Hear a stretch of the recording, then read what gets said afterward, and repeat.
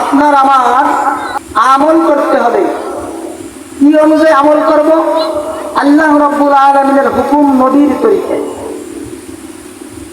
এইটা যে ব্যক্তিরা 100% করতে পারবে তারাই সত্যিকারের মুসলমান। এখন আমরা বলতে পারি যে আমরা তো 100% করতে পারি না, কিন্তু 100% করার চেষ্টা করা লাগবে কি লাগবে না বলেন? লাগবে। এজন্য আমাদের এগুলি করা দরকার। এগুলি যদি করি তাহলে আপনার আমার জিন্দগিতে কামিয়াব হয়ে যাবে। हम मुसलमान हैं मगर हम मुसलमानी नहीं, हम मुसलमान हैं मगर हम मुसलमानी नहीं, दिल में ईमान है मगर ईमान में कामिल नहीं, दिल में ईमान है मगर ईमान में कामिल नहीं। मुसलमान ईमानदार अल्लाहर गुलाम।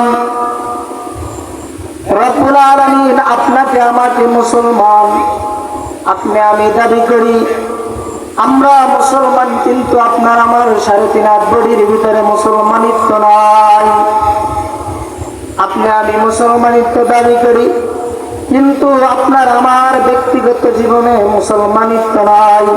আপনি আমি মুসলমান দাবি করি, কিন্তু আপনার আমার পারিবারিক জীবনে মুসলমানিত্ব নাই। আপনি আমি মুসলমান দাবি করি, আপনার আমার অর্থনৈতিক জীবনে মুসলমানিত্ব নাই।